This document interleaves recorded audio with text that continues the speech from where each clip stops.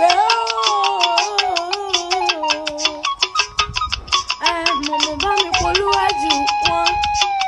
kúkú pé rẹ̀ ibi mo wá kí ikú oríire ni Abdulhamid ọlọ́dún ní mọ́jọ́ ẹ̀ lọ́dún òkú ẹ̀wù ọdún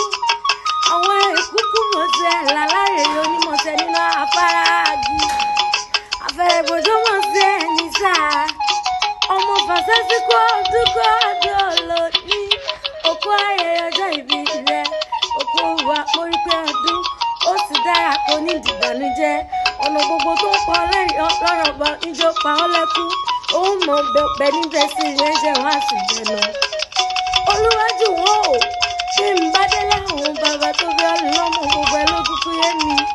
ìlú Ìbàdàn nílé àwọn bàbá sí rẹ̀ Ìbàdàn máa jọrọ sùn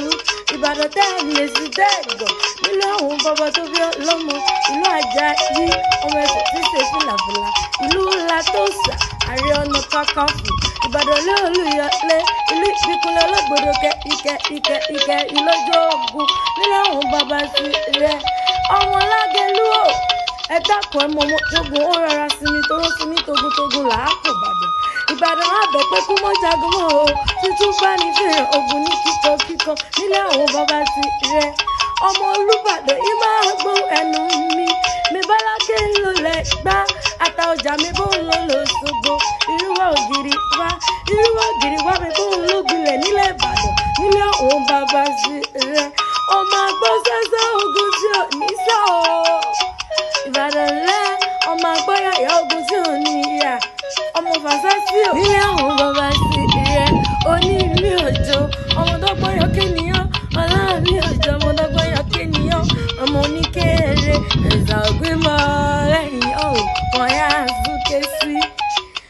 fàṣásí ò nílé àwọn bàbá tó bí ọlọ́mọ bíbẹ́gún lódì mẹ́fà ló pín lé èmi ní ṣe tó bèrè ó máa wọlé yín tàpá lódì mẹ́fà nígbàlẹ̀ kí ní ṣe tó bèrè ó máa wọ ẹ̀kọ́ lódì mẹ́fà mo lò gbogbogbò ẹ̀wà ṣẹ́gun bó ṣe lù ká lára bí a jẹrẹ ẹ̀kúlé ọ̀pẹ́ nìkàlẹ̀ ó sì gbóró sẹ́ ó sì gbàlẹ̀sẹ̀ eégún tó bá sì gbóró sẹ́ aṣọ rẹ̀ á máa jẹ́ kìkì aṣọ lápọ̀npọ̀ èyí tó ti gbàlẹ̀sẹ̀ á máa jẹ́ kìkì ẹsẹ̀ ẹ̀sà ọ̀gbìn yìí nílé àwọn bàbá tó bí ọlọ́mọ wọ́n èé fọkún kanlẹ̀ nígbàlẹ̀ bẹ́ẹ̀ bá fọkún kanlẹ̀ nígbàlẹ̀ wá ló sá bàbá ẹ lọ́kọ́ fàṣásí ò èmi ò mọ̀mọ́ ní fọkún kan bàbá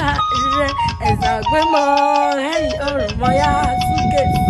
nílé àwọn bàbá tó bí ọlọ́mọ Ìbàdàn lẹ́ o ọmọ àjọyọ̀sùn ọmọ àjẹgbé ọmọ àjẹgbìnjẹ karahun ọmọ àfi karahun fọ́ọ̀rìmù lójú òkun ó sọdún èyí ó ṣe tẹ̀mí o torí àsọdúnmọ́dún ní sáwọ́ àsọdúnmọ́dún àsosùmọ́sùn ní báwọn sáwọ́ àsosùmọ́sùn o